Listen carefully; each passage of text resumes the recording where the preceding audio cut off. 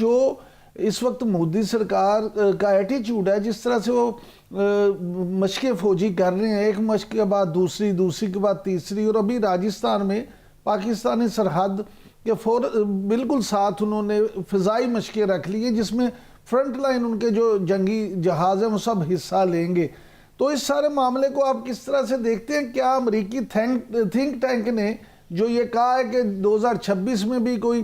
اس طرح کا مارکا ہو سکتا ہے، تو وہ کیا یہ مشقیں بھی اس کی کوئی بنیاد ہیں؟ نہیں، دیکھیے، جب وہ لوگ یہ کہتے ہیں کہ ہو سکتا ہے، اس کو تو آپ ڈینائی اس لیے نہیں کر سکتے کہ ان کے اتنے بڑے ہمارے ڈسپیوٹس ہیں، لیکن ایک چیز آپ اندازہ لگائیں کہ اس سے آپ کو کچھ تھوڑی سی انڈیکیشن ضرور ملے گی، اور وہ یہ ہے کہ مودی سرکار نے کہا تھا بڑے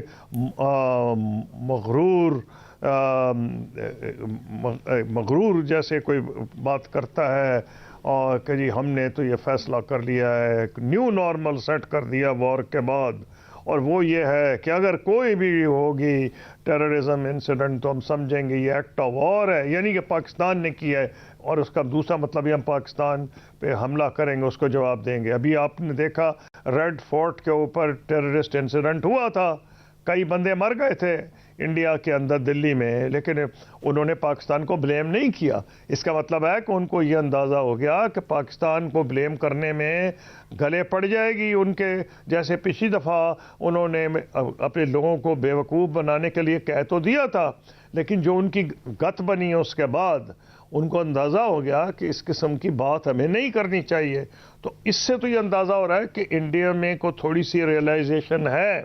کہ جنگ پاکستان سے کرنا ان کے بھی مفاد میں نہیں، حالانکہ ان کی معیشت ہم سے بڑی ہے، میں مانتا ہوں، فوج بھی بڑی ہے، لیکن انہوں نے یہ دیکھ لیا کہ بڑا چھوٹا تو ایک بات ہے کہ جب بھی جنگیں ہوئی ہیں بھارت کو کوئی فائدہ نہیں ہوا، سے اس کا مطلب یہ ہوا کہ اب جو لیٹسٹ ہے، جو 4 ڈے وار ہے، انڈیا کو ریئلائزیشن ہوگی ہم تو ماضی میں کچھ نہیں کر سکے۔ تو اس کا مطلب یہ ہوا کہ پاکستان ملیٹریلی اس پوزیشن میں ہے کہ اپنا چپا چپا دفاع کر سکتا ہے، بھارت کو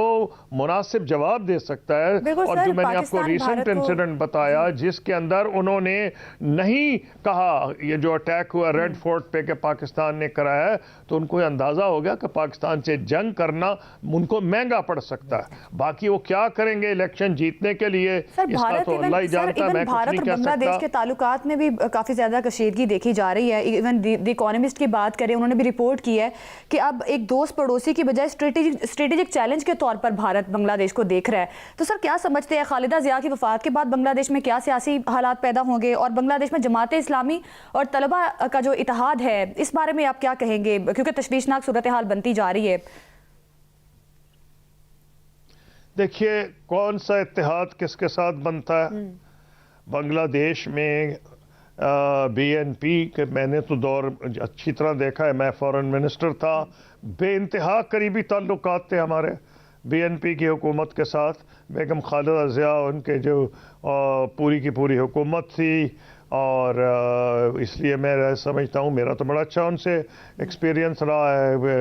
ان کی حکومت کے ساتھ۔ جس کی بھی حکومت آ جائے، بی این پی آ جائے، یہ جو اسٹوڈنٹ پارٹی آ جائے جو نئی بنی ہے، اور جنہوں نے اب کے یہ آغاز کیا ہے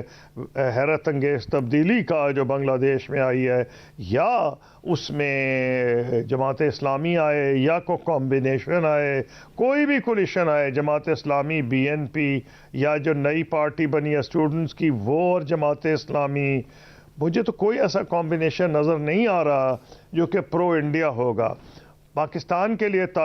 جذبات بہتر ہوں گے، اس لیے ہندوستان کو کوئی اس میں مجھے نہیں سمجھ آ رہا کہ کوئی خاص ایڈوانٹیج ہوگا کون سی حکومت آتی ہے۔ چاہے میں گوئیاں تو بہت ہو رہی ہیں ہندوستان کے میڈیا میں کہ فلانی پارٹی بہتر ہے، فلانی اتنی اچھی نہیں ہے۔ میرے حساب سے کوئی پارٹی، اور اس کی میں دلیل یہ دیتا ہوں کہ جب میں فورن منسٹر تھا اور اس وقت کی بات کر رہا ہوں، اس وقت حالانکہ اتنا وقت نہیں گزرا تھا جس کو یہ کہتے ہیں کہ بنگلہ دیش کی جو آزادی ہے اس میں بھارت نے رول ادا کیا، اس وقت بھی بڑا سخت خلاف تھے بنگلہ دیشی انڈیا کے، اور وہ مجھے انڈین ڈپلومیٹس، بلکہ جو اس وقت انڈیا کی اس وقت ہائی کمشنر خاتون تھیں، وہ میری وائف کو ایک ریسیپشن تھا شام کو ملی تھیں، وہ کہنے لگی عجیب لوگ ہیں بنگلہ دیشی، ہم نے ان کو آزادی دلوائی ہے، یہ ہمیں گالیاں دیتے ہیں، اور یہ تو اس وقت بھی یہ حالات تھے۔ تو بنگلہ دیش میں انڈین ڈومینیشن کے خلاف لوگ جنہوں نے ہسٹری نہیں پڑھی ان کو اندازہ نہیں ہے کہ یہ جو پارٹیشن آف بنگال ہے یہ تو پاکستان کی آزادی سے پہلے کی بات ہے۔ پاکستان تو 1947 میں بنا ہے، 1906 میں جو پارٹیشن آف بنگال ہوئی ہے، اس کا مطلب یہ ہے کہ بنگال کے اندر ہندو بنگال انڈین اتنا بدقسمتی سے ٹینشن ہو گئی تھی کہ اس وقت ان کو ڈیوائڈ کرنا پڑا تھا بنگال کو انٹو 2 پورشنز۔ اچھا قصوری صاحب یہ فرمائیے گا کہ یہ جو خبریں آ رہی ہیں کہ بنگلہ دیش جو ہے وہ یہ چاہتا ہے کہ وہاں الیکشن سے پہلے پاکستان کے ساتھ دفاعی معاہدہ ہو جائے، اور دوسرا یہ کہ پاکستان، چین اور بنگلہ دیش کے بھی اتحاد بننا جو ہے اس کی بھی خبریں ہیں، تو اس ساری صورتحال کو آپ کس طرح سے دیکھتے ہیں سر؟ دیکھیے، ایک قدرت کا اصول ہے کہ کوئی بھی خلا جو ہے وہ زیادہ دیر نہیں رہتا، پر ہو جاتا ہے، یہ قدرت کا ایک اصول ہے، ویکیوم ہمیشہ فل ہو جاتا ہے۔ اگر جنوبی ایشیا اتنا بڑا ملک ہے کہ بھارت کا یہ خیال تھا کہ وہ سارک کو خیر باد کہہ دے اور سارک کے ملک جو ہے وہ ہاتھ پہ ہاتھ رکھ کے بیٹھیں گے، تو اس کو غلط فہمی تھی۔ پہلی بات تو یہ ہے کہ یہ بات چیت ہو رہی ہے کہ اگر ایک ایسا بنایا جائے ادارہ، ایک ایسی آرگنائزیشن بنائی جائے جس میں نیچرلی بھارت کو دعوت دی جائے گی۔ بھارت اس علاقے کا بہت بڑا ملک ہے، بلکہ ساؤتھ ایشیا کا سب سے بڑا ملک ہے، تو اس کو اوپن انویٹیشن دی جائے، لیکن اس میں اگر بھارت سر دست نہیں بھی آتا، پاکستان، بنگلہ دیش، چین اور سری لنکا، نیپال اور دیگر ممالک، مالدیوز، یہ مل کے ایک تنظیم بنا سکتے ہیں جس میں بھارت کو اوپن انویٹیشن ہو کہ وہ جب چاہے اس کو جوائن کر لے۔ تو یہ بھارت کے خلاف تو نہیں بن رہی، لیکن یہ اگر بھارت نہیں چاہتا ساؤتھ ایشین انٹیگریشن کسی صورت میں، تو دوسرے راستے بھی ہیں جس کا ذکر ابھی ہوا، جو میں آپ کو بتا رہا تھا کہ یہ ایفرٹس ہو سکتا ہے کامیاب ہو جائیں کہ چائنا کے ساتھ مل کے ایک تنظیم بن جائے۔ ویسے بھی جن لوگوں کو علم نہیں ان کو بتانا چاہوں گا کہ ساک میں ہم نے چائنا کو آبزرور سٹیٹس دے دیا تھا، ساک میں بھی چائنا کا آبزرور سٹیٹس تھا، اور اگر اب بھارت نہیں جانا چاہتا، ساک کو ریوائیو نہیں کرنا چاہتا، تو بالکل ایک ڈپلومیٹکلی مناسب آپشن ہوگا کہ ایک تنظیم بنائی جائے جس میں بھارت کے لیے جگہ چھوڑ دی جائے اور وہ آپریشنل ہو، تاکہ ایک خطے کی اکانومی، اس کی غربت، اس کی انٹیگریشن کے لیے جو کچھ وہ کر سکے غربت ریموو کرنے کے لیے اور یا ڈیولپمنٹ کے لیے اس میں کیا جائے۔ یہ بالکل ممکنات میں ہے۔ اچھا سر، ایک کیونکہ ٹائم کم ہے سر، آخر میں پلیز اگر آپ یہ بتا دیں کہ وزیر خارجہ اسحاق ڈار صاحب جو ہیں وہ چین کے دورے پہ جا رہے ہیں، تو چین کے ساتھ اس دورے کو آپ کس نظر سے دیکھتے ہیں اور پاکستان کو اس دورے سے کیا کیا فائدہ حاصل ہو سکتا ہے؟ دیکھیے، چین اور پاکستان کے تعلقات اتنے قریبی ہیں کہ جن لوگوں کو یہ غلط فہمی تھی کہ جب پریزیڈنٹ ٹرمپ نے فیلڈ مارشل عاصم منیر کو ویلکم کیا ہے وہاں وائٹ ہاؤس میں، تو شاید چین ناراض ہو جائے گا، تو اتنی غلط تھی، ان کو اندازہ نہیں تھا۔ پاکستان کے چین سے اتنے قریبی تعلقات ہیں، میں نے تو اس میں قریبی بڑا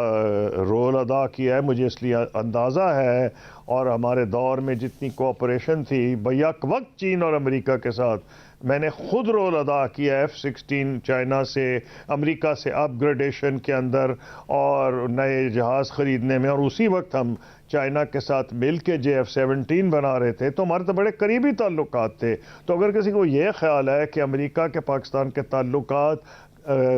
نسبتاً بہتر ہو رہے ہیں تو چین ناراض ہو جائے گا، تو خام خیالی ہے۔ اور فارن منسٹر پاکستان کے جو جا رہے ہیں اسحاق ڈار صاحب، تو مجھے بالکل یہ کچھ حیرانی کوئی بھی نہیں ہوئی، کیونکہ وہ جائیں گے تو جو ہمارا فیز 2 ہے